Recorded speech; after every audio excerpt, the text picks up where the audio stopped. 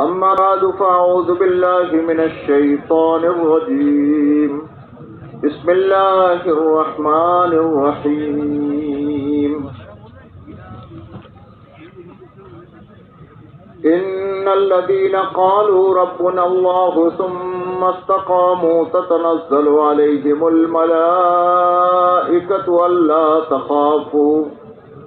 ألا تخافوا ولا تحزنوا وابشروا بالجنة التي كنتم توعدون. نحن أولياؤكم في الحياة الدنيا وفي الآخرة ولكم فيها ما تشتهي أنفسكم وَلَكُمْ فِيهَا مَا تَدَّعُونَ نُزُلًا مِّنْ غَفُورٍ رَّحِيمٍ.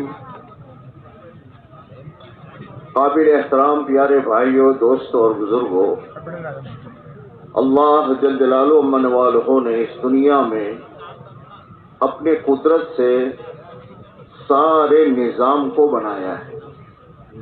زمین اللہ نے بنائی ہے، زمین کے اندر میں جو کچھ ہے وہ سب اللہ نے بنایا ہے. آسمان اللہ نے بنایا اور آسمان کے اوپر اور آسمان میں جو کچھ ہے وہ سب اللہ نے بنایا ہے اور ایک اپنے قدرت سے بنایا ہے. اب تعالیٰ شانہ کو اس کے بنانے میں نہ کوئی پریشانی ہوئی، نہ کوئی تھکان ہوا، نہ کسی سے مشورے کی ضرورت پیش آئی. تنے تنہا ایک اللہ نے پورے نظام کو اپنی قدرت سے بنایا. بڑے بڑے جانوروں کو اللہ نے بنایا.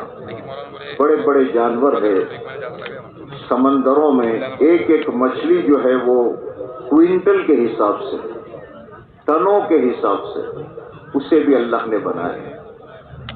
اور جنگلوں میں رہنے والے ہاتھی اور ہاتھی سے بڑے بھی جو جانور ہے ان سب کو اللہ نے بنایا اور سب کو حق تعالی شانہ سب کی تعداد کو جانتا ہے، عدد بھولا نہیں. دنیا میں کتنے کوے ہیں اسے بھی جانتا ہے، دنیا میں کتنی چوٹیاں ہے اسے بھی جانتا ہے، سب کو برابر جانتا ہے. سبحان من خلق الخلق فاحصاهم عددا. وہ پاک ذات ہے جو سب کی تعداد کو جانتی ہے. اور پھر حق تعالی شانہ سب کو روزی پہنچاتے ہیں، ہر ایک کو. جو کسی کو حق تعالی شانہ بھولتے نہیں. سبحان من قسم الرزق ولم ينسى احدا. کسی جاندار کو حق تعالی شانہ بھولتے نہیں، ہر ایک کو اس کی روزی پہنچاتے ہیں. پھر جو کھاتا ہے وہ روزی پہنچاتے ہیں. دانا چگنے والے جانوروں کو دانا دیتے، گھاس کھانے والوں کو گھاس دیتے. جس کی جو خوراک ہے وہ خوراک برابر اسے دے رہے. اور پھر اتنی جتنی اس کے کھانے کی اس کی مقدار ہے، جو ٹنوں کے حساب سے کھاتا ہے اسے ٹنوں کے حساب سے دیتے، جو منوں کے حساب سے کھاتا ہے اسے منوں کے حساب سے دیتے، جو کلو کے حساب سے کھاتا ہے اسے کلو کے حساب سے دیتے. سب کو حق تعالی شانہ روزی پہنچاتے ہیں، سب کو جانتے ہیں، سب کی تعداد کو جانتے ہیں، سب کی پرورش کو کرتے ہیں.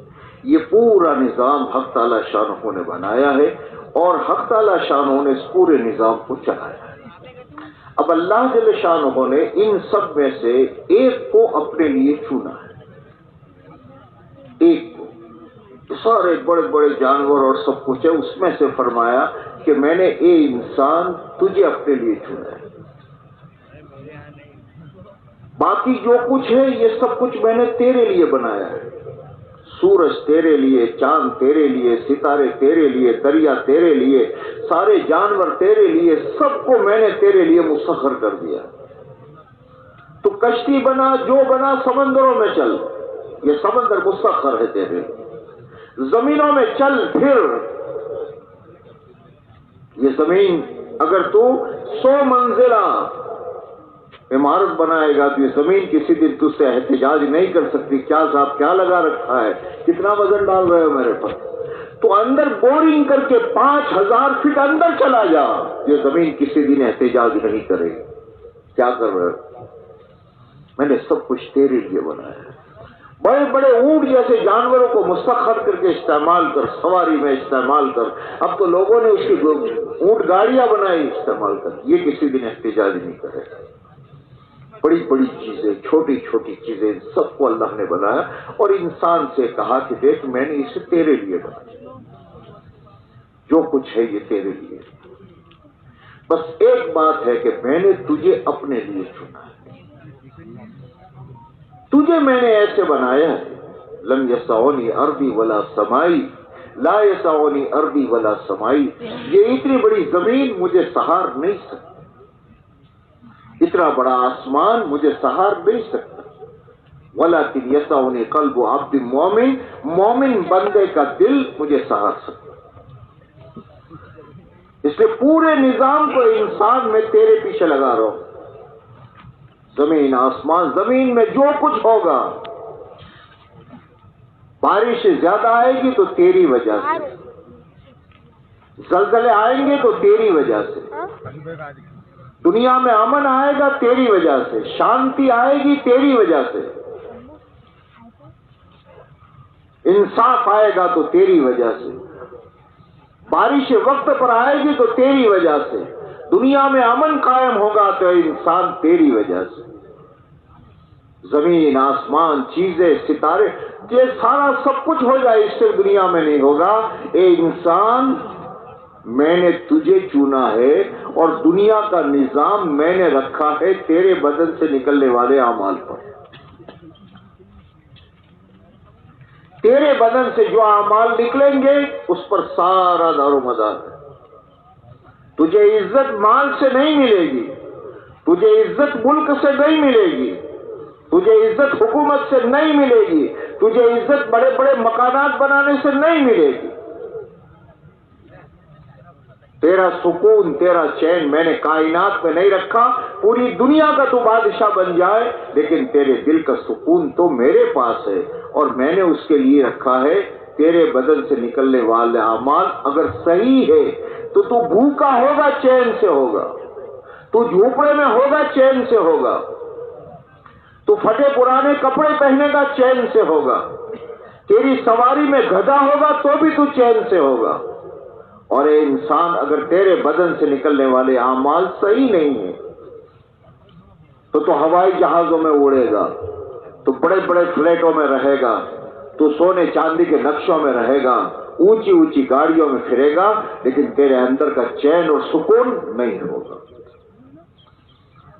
हक़ ताला शानहू ने इस इंसान को आमाल पर, इसलिए अल्लाह जल्ल शानहू ने सिर्फ इंसानों को पैदा नहीं किया, पैदा करने के बाद हर जमाने में हक़ ताला शानहू ने अंबिया किराम अलैहिस्सलातु वस्सलाम को भेजा कि जिंदगी कैसे गुजारनी है, अपनी मर्जी से, जी में जो चाहे, अंधे बनकर।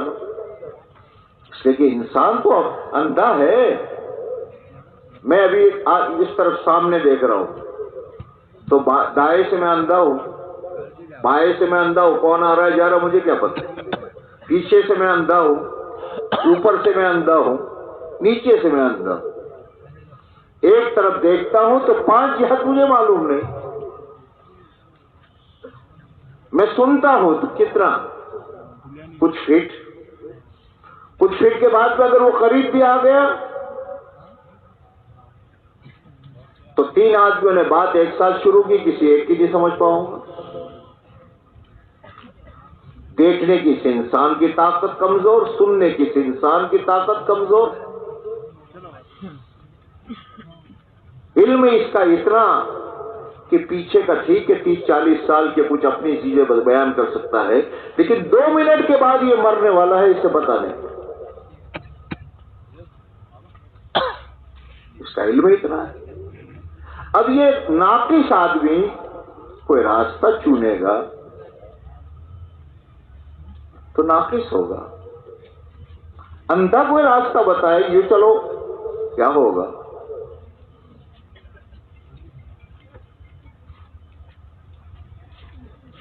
इंसान अपनी अकल से कोई रास्ता चुनेगा तो कहां जाएगा, खड़े में जाएगा। इंसान की, अंधे की नाकामी ये नहीं है कि वो अंधा है, اندھے کی ناکامی یہ ہے کہ کسی دیکھنے والے کی بات کو نہ مانے، یہ اس کے خسارے کی چیز۔ ساری دنیا میں جتنے انسان آئے یہ آخرت کے اعتبار سے اندھے ہیں، کیا ہونے والا ہے۔ لیکن اللہ نے ان سب ہر زمانے میں انبیاء کرام علیہ السلام کو بھیجا جو اللہ کی طرف سے آئے اور انسانوں کو راستہ بتایا کہ تمہاری زندگی گزارنے کا راستہ کیا ہے۔ اب جس نے نبی کی مانی، اس لیے کہ اللہ نے یہ دنیا ایسی بنائی ہے کہ جو نظر آتا ہے وہ ہوتا نہیں اور جو ہوتا ہے وہ نظر نہیں آتا۔ اسے تو آزمائش کا گھر بنایا ہے، تو آزمائش اگر نظر جو آتا ہے وہ ہے نہیں اور جو ہے وہ نظر آتا نہیں۔ نظر آتا ہے کھانے سے پیٹ بھرتا ہے نہیں۔ نظر آتا ہے کہ دوا سے شفا ملتی ہے، اگر شفا دوا کھانے سے ملتی تو ایمبولینس کیوں ہے دوا خانوں میں؟ بہت سے جیتے ہیں، بہت سے مرتے ہیں، اگر دوا سے ملتی تھی تو کہنا شفا دینے والا کوئی اور ہے اور وہ نظر نہیں آتا، بھوک دور کرنے والا کوئی اور ہے، نظر نہیں آتا۔ اللہ نے دنیا ایسی بنائی، امتحان ہے، آزمائش۔ اب یہاں حق تعالی شانہ نے نبیوں کو بھیجا، سب کے آخر میں میرے اور آپ کے آقا محمد رسول اللہ صلی اللہ علیہ وسلم تشریف لائے، اور آپ صلی اللہ علیہ وسلم نے زندگی گزارنے کا طریقہ انسانوں کو بتایا، سب کو، پوری عام انسانیت کو زندگی گزارنے کا طریقہ بتایا کہ تم دنیا میں جو آئے ہو یہ تمہاری نہ اپنی مرضی سے آئے ہو نہ اپنی مرضی سے جاؤ، نہ اپنی مرضی سے تمہارا خاندان منتخب ہوا ہے، نہ تمہاری اپنی مرضی سے تمہاری لینگویج، تمہاری زبان منتخب ہوئی۔ ہم میں سے کسی نے نہیں پوچھا تھا کہ کیا دنیا میں جانا چاہتے ہو؟ ایسے ہی جب دنیا سے جانے کا وقت آئے گا تو کوئی نہیں پوچھے گا صاحب جانا ہے آپ کو، کیا آپ مرنا چاہتے ہیں؟ کوئی نہیں پوچھے گا۔ ہم اپنی مرضی سے آئے نہیں، اپنی مرضی سے جائیں گے نہیں، کسی نے بھیجا ہے، آئے ہیں، اور جب وہ بلائے گا جانا ہے۔ ہمیں یہ نہیں پوچھا تھا کہ تمہیں کون سی زبان چاہیے، مراٹھی والوں میں پیدا کروں، اردو والوں میں پیدا کروں، انگریزی والوں میں پیدا کروں، نہ ہم سے یہ پوچھا گیا ہے کہ تم بزنس مین کے گھر میں جانا چاہتے ہو یا کاشتکار کے گھر میں جانا چاہتے ہو یا کسی ڈاکٹر کے گھر میں پیدا ہونا چاہتے ہو، نہیں، اس نے جو پسند کیا وہاں بھیجا۔ اب یہ بتایا ہے کہ یہ دنیا مختصر سی زندگی ہے، اس مختصر سی زندگی میں تمہاری کامیابی کا راز کیا ہے۔ اس دنیا میں تم جو چاہو وہ نہیں ہوگا، لیکن تمہیں کچھ اعمال، کچھ چیزیں دی جاتی ہے، اگر یہ کر کے آئے تمہاری زندگی میں انعام ملے گا۔ یہ دنیا میں ہم تمہیں بھیج رہے ہیں، کچھ ذمہ داریاں تمہیں سونپی، کچھ چیزیں ہم تمہیں دیں گے، وہ ہماری طرف سے تمہارے پاس امانت ہے، تم اس کے مالک نہیں۔ ہر آدمی کو جان دی ہے، یہ جان کا مالک نہیں۔ میری جان ہے، میں جہاں چاہے لگاؤ، میری آنکھیں جو چاہے دیکھوں، میری زبان ہے جو چاہے بولوں۔ یہ کیا کیا تم نے؟ یہ لائٹاں بند کرو، میرے آگے سے بند کرو، میری دونوں آنکھوں میں تکلیف ہو رہی۔ میں اپنے بغیر، میں جس مالک کو نہیں، تمہاری نہیں ہے، تمہیں دی ہے، امانت ہے تمہارے پاس۔ مال تمہارا اپنا نہیں ہے، تم مالک ہو، دنیا میں مالک بنایا ہے، لیکن امانت ہے تمہارے پاس، ایک ایک پائی کا حساب ہم لیں گے۔ لا تزال قدم عبد مومن حتی یسأل عن خمس، حساب کی جگہ سے ایمان والے کے قدم ہٹ نہیں سکیں گے جب تک کہ 5 چیزوں کا جواب نہ دے۔ زندگی امانت کے ہم نے دی تھی، کہاں لگائی؟ ایک ایک منٹ کا حساب، اور حساب اس رب کے سامنے دینا ہے کہ جہاں جھوٹ کی کوئی گنجائش نہیں۔ مال ہے اپنا، تمہارا نہیں، ہمارا ہے، ہم نے دیا ہے، وہ رب کہہ رہا ہے۔ اس کی ایک ایک پائی کا حساب ہوگا، کہاں سے کمایا، کہاں خرچ کیا، اپنی مرضی سے کمایا، اپنی مرضی سے خرچ کیا، نہیں، اس کا حساب۔ تیسری چیز، ہر انسان کو اللہ نے اپنی طرف سے صلاحیتیں دی ہیں۔ کسی کے ہاتھ میں صلاحیت ہے جو بہت والے کچھ نہیں کر سکتے اور وہ ہاتھ سے اپنا وہ کام کر لیتا ہے۔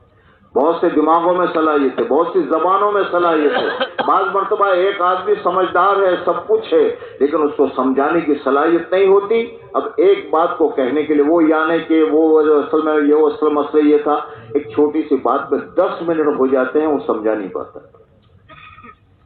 یہ کس نے دی؟ اس کے باپ نے، اس کی ماں نے۔ اس کے باپ کے پاس تو 4 بچے اس اللہ نے دیے تھے، اس میں سے ایک ڈاکٹر بنا، ایک انجینئر بنا اور ایک پاگل آیا۔ اگر ماں، کوئی ماں چاہتی ہے اپنا بچہ پاگل ہو؟ معلوم ہے نہیں، یہ صلاحیتیں ماں باپ نے نہیں دی، اسے اور نے دی۔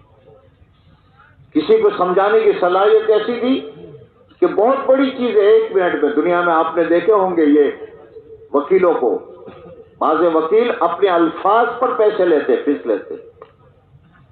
تمہارا یہ کیس ہے، اس کیس میں میں جتنے الفاظ بولوں گا، جتنے کلمات بولوں گا، ہر کلمے پر اتنے لوں گا، اور کیس جیت جاتے۔ یہ صلاحیت کس نے دی؟ انسان کے، میرے اور آپ پہ جو صلاحیت ہے وہ ہماری خاندانی نہیں ہے، ہمارے باپ نے نہیں دی ہے، ہماری ماں نے نہیں دی ہے۔ اس صلاحیت کے متعلق سوال ہوگا، کہاں لگائی؟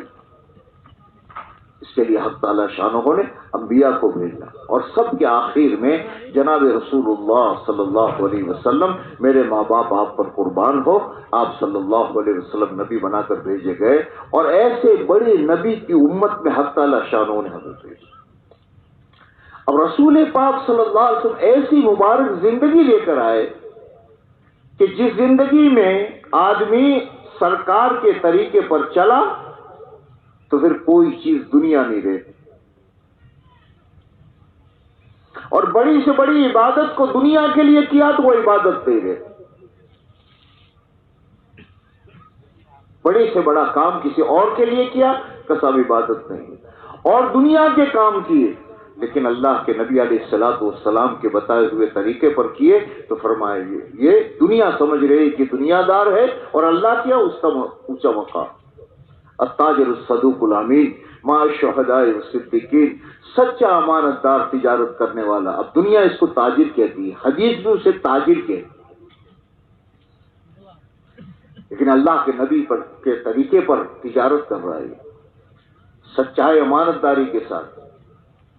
تو دنیا میں تو تجارت کی اس نے، لیکن جس دن مرا تو دنیا تو یہ کہہ رہی ہے کہ ہیرو کا تاجر مر گیا، کپڑوں کا تاجر مر گیا، لیکن وہاں ان کا یہ وہ تاجر ہے جس کو صدیقوں اور شہیدوں کے ساتھ اٹھایا جائے۔ کیوں؟ اس نے نمازیں پڑھی اس لیے کرنا، وہ اس نے اپنے فرائض کو ادا کرنے کے ساتھ اپنی تجارت کو سرکار کے طریقے پر کیا۔ ایک مزدور مزدوری کرتا ہے، شام کو مزدوری سے جب واپس آتا ہے تو کچھ لوگ اپنی مزدوری لے کر آتے ہیں، کوئی 500، کوئی 1000، کوئی 2000، کوئی 3000، اور کچھ وہ ہوتے ہیں محمد رسول اللہ صلی اللہ علیہ وسلم کے فرمان بردار، کہ وہ اللہ کے حکموں کو پورا کرتے ہوئے اپنے نبی کے طریقے پر مزدوری کرتا ہے۔ تو شام کو یہ 2 چیزیں لے کر آتا ہے، اپنی مزدوری بھی لے کر آتا ہے اور مغفرت کا پروانہ بھی لے کر آتا ہے۔ من امسا کالم بنا عمل یدئی امسا مغفورا لہ، جس نے شام اس حالت میں کی کہ اپنے دونوں ہاتھوں کو اس نے تھکا دیا، اس حال میں اس نے شام کی ہے کہ حق تعالی شانہ اس کے گناہوں کو معاف کر دے۔ زندگی گزارنے کا ایک طریقہ ہمیں دیا گیا ہے کہ جس کے ذریعے سے ہمارا ہر عمل عبادت بنتا چلا جا رہا ہے، آخرت بنتی چلی جا رہی، تجارت کر رہے، زراعت کر رہے، کاشتکاری کر رہے، اور کاشتکار کو پوری کاشت کے ذکر کا ثواب کاشتکار کو مل رہا ہے، پرندے جانور جو نقصان کرتے وہ صدقے کا ثواب مل رہا ہے۔ زندگی اللہ کے نبی والی وہ زندگی گزاری، تو پھر دنیا میں اس کے لیے راحت، اللہ کی طرف سے فیصلے ہوتے، کس کے؟ ان کا راحت، من عمل صالحا من ذکر او انثى وهو مؤمن فلنحيينه حیاة طیبہ، ایمان اور اعمال کے ساتھ ہم اس کی زندگی کو خوشگوار بنا دیں۔ یہاں نہیں کہا کہ مال بڑھا دیا جائے نا،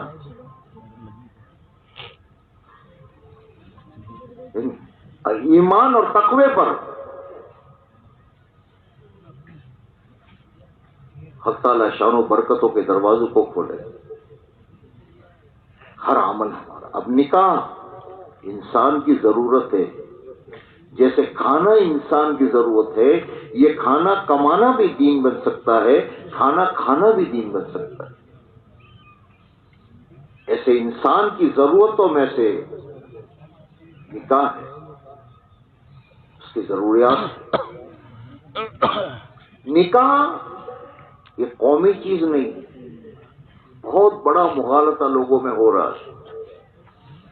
نماز کو یہ عبادت سمجھتے ہیں، روزے کو یہ عبادت سمجھتے ہیں، زکوٰۃ کو یہ عبادت سمجھتے ہیں، حج کو یہ عبادت سمجھتے ہیں۔ حج میں جانے سے پہلے علماء سے پوچھتے ہیں کیا کروں، زکوٰۃ کے متعلق علماء سے معلوم کرتے ہیں کہ چونکہ اسے عبادت سمجھتے ہیں، روزے کے مسائل علماء سے پوچھتے ہیں چونکہ اس کی عبادت سمجھتے ہیں، نماز کے مسائل علماء سے پوچھتے ہیں کہ اسے عبادت سمجھتے ہیں۔ سب سے بڑی چیز یہ ہے کہ نکاح ہے کیا؟ نکاح عبادت ہے، اور زندگی میں ایک بڑی بھاری عبادت ہے۔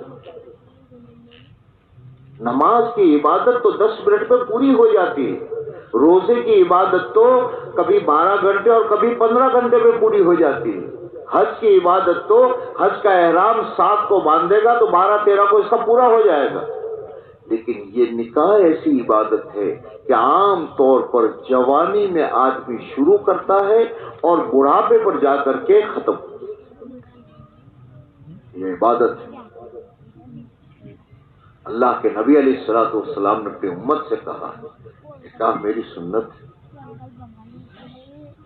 نکاح کو آدھا ایمان کہا ہے۔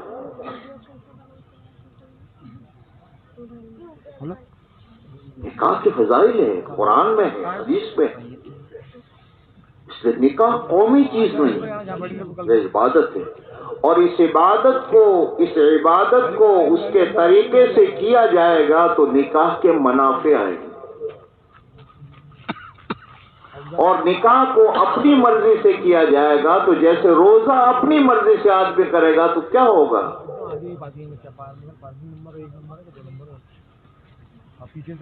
نکاح اس لیے اس کا طریقہ ہے، نکاح عبادت ہے۔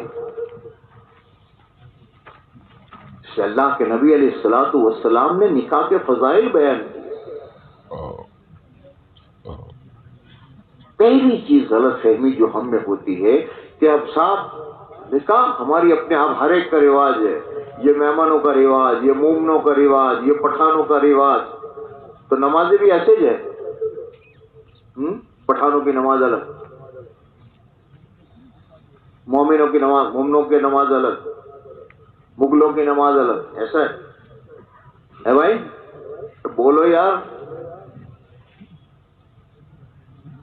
نماز سب ایک ہے، عرب ہے تو عجم ہے تو مکی ہے تو مدنی ہے تو یورپ میں ہے، امریکہ میں ہے، آسٹریلیا میں ہے، پناما میں ہے، سوئٹزرلینڈ میں، جہاں بھی ہے ایمان والا ہے، ان کا نماز ایک ہے۔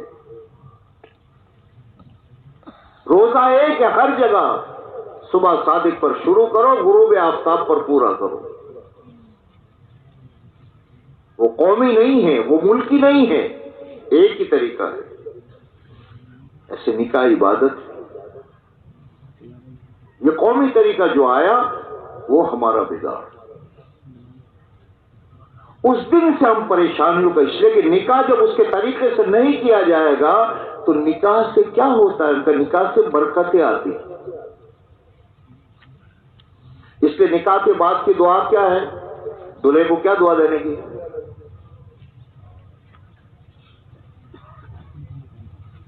نہ لی ہے کسی سے، نہ دی ہے کسی سے، لیکن نکاح اپنا قومی رواج ہے۔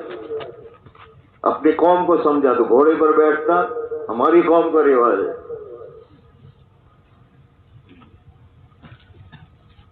صحیح طریقہ معلوم۔ اب اللہ کے نبی نے کیا دعا؟ بارک اللہ لک، اللہ تجھے برکت دے، بارک اللہ علیک، تم دونوں پر اللہ کی برکت آ گئی، وجمع بینکما بالخیر، تم دونوں کو خیر پر جمع کر۔ فرق نہیں ہوگا، اس یہ نہیں ہوگا کہ صاحب کسی اور طریقے سے تم نکاح کرو گے تو نہیں ہوگا نا۔ نکاح میں اگر تقوی رکھا ہے اور تقوی زندگی میں ہے تو نکاح میں برکت آئے گی، اور اگر نکاح میں تقوی نہیں ہے تو پھر حقوق کی پائمانی ہوگی، اور جب حقوق کی پائمانی ہوگی تو پریشانی آئے گی، برکت آئے۔ اسی لیے خطبے میں جتنی آیتیں پڑھی جاتی ہیں نکاح کے متعلق نہیں ہوتی، تمام آیتیں عام طور پر جو پڑھتے ہیں اس میں تقوی کی آیت، تقوی چاہیے۔ اس لیے نکاح ایک عبادت ہے، اس کو عبادت کے طریقے سے کیا جائے گا۔ اس لیے اللہ کے نبی نے کیا فرمایا؟ تم برکت چاہتے ہو، اعظم النکاح برکتن ایسرہ معونہ، بڑا ہی برکت والا نکاح وہ ہے کہ جس میں کم سے کم خرچ کیا جائے۔ نکاح کیا ہے؟ نادان ماں، نادان باپ اپنے بیٹے کی زندگی میں زہر گھولتے ہیں اپنی جہالت کی وجہ سے۔ نکاح کیا ہے؟